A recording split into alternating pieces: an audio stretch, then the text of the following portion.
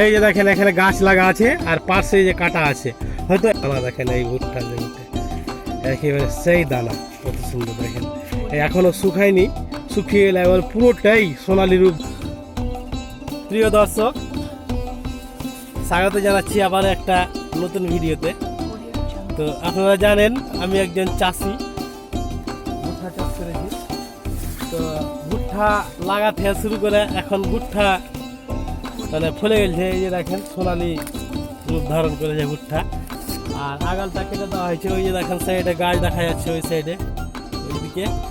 আর এখন আগালটা কেটে দেওয়া হয়েছে, এখানে ভুট্টাটা শুকিয়ে যাবে, তারপরে নিয়ে চলে যাব। তো দেখেন কত সুন্দর দৃশ্য, একটা সোনালি ফসল, সুন্দর সোনালি রূপ ধারণ করেছে এই ভুট্টা। প্রথমে একটা অঙ্কুর দানা, তারপরে ছোট ছোট গাছ, সবুজ প্রকৃতি, একেবারে সেই সবুজের সমুদ্রের মতন ঢেউ খেলতো এই ভুট্টাতে। আর এই ভুট্টা এখন প্রায় ফুলে গেছে, এই দেখেন একেবারে সেই সোনালি রূপ ধারণ করেছে। কিছু কিছু এখনও সবুজ আছে, আর ভিতরটা দেখেন মানে কত সুন্দর দেখেন একেবারে। এই দেখেন খুলে দেখাচ্ছি, এটা একদম সেই দানা, কত সুন্দর দানা দেখেন এই ভুট্টা জমিতে একেবারে সেই দানা কত সুন্দর দেখেন। এখনও শুকায়নি, শুকিয়ে গেলে এবার পুরোটাই সোনালি রূপ ধারণ করবে, তখন দেখতে আরও সুন্দর লাগে, একেবারে সোনার মতন টকটক করবে, না সোনার ফসল, একজন চাষির সেই স্বপ্নের ফসল। দেখেন কত সুন্দর লাগছে। যদিও এই ভিডিওটা গ্রামের বন্ধুদের ভালো লাগবে না, অ্যাকচুয়ালি মানে যারা টাউনে বাস করছেন তারাকে খুব সুন্দর লাগবে দেখতে। মানে দেখেন কিভাবে হয় এটা, ভুট্টার গাছের শেষ পরিণতি।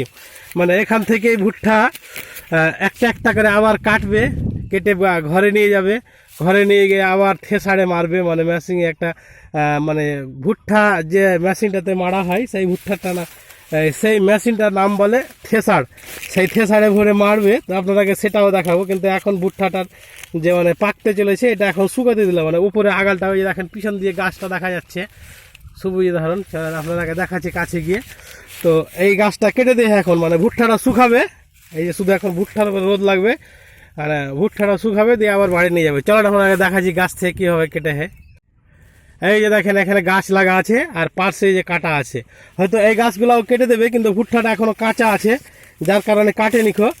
মানে আর একটু, আর হয়তো 2-4 দিন বাদে এসে এই গাছটাও কেটে দেবে। যে পার্শ্ব জমিটাতে দেখেন এই যে সব গাছ কেটে দেয়, আর এখানে এখন সবুজভাবে গাছ লেগে আছে। ভুট্টার যে মোচাটা, এই মোচাটা এখনও সবুজ আছে, আর এইগুলো দেখেন যেমন সোনালি রূপ ধারণ করেছে, টেকে গেছে একেবারে। জানি না ভুট্টার ভিতরটা দেখেন কত সুন্দর, একবারে টকটক টকটক করে সোনালি, মানে পাকতে চলেছে। আরও এই মানে সোনালি রূপ ধারণ করবে, এখনও পাকেনি খো। এই দেখেন আপনাকে ভালোভাবে আরও দেখাচ্ছি, এই দেখেন কত সুন্দর।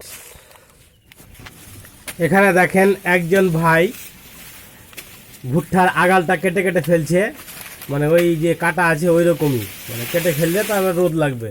এই দেখেন এটা পুরোটাই দেখেন ভুট্টা, এইগুলা আগালটা কেটে দেওয়া হচ্ছে কারণ হচ্ছে যে মানে ভুট্টার গায়ে ডাইরেক্ট রোদটা লাগবে, রোদটা লাগলে পরে ভুট্টাটা শুকিয়ে যাবে, তাহলে ভুট্টাটা ঘরে আনার পর আবার নতুন করে শুকোতে হবে না, মানে খুব সুন্দর হবে একেবারে। যার কারণে আগালটা কেটে দেওয়া হয়, মানে ভুট্টার গাছের আর মানে শেষ পরিণতি আবার মাঠ থেকে বাড়িতে নিয়ে চলে আসবে ভুট্টাটা, যার কারণে আগালটা কেটে দেওয়া হবে।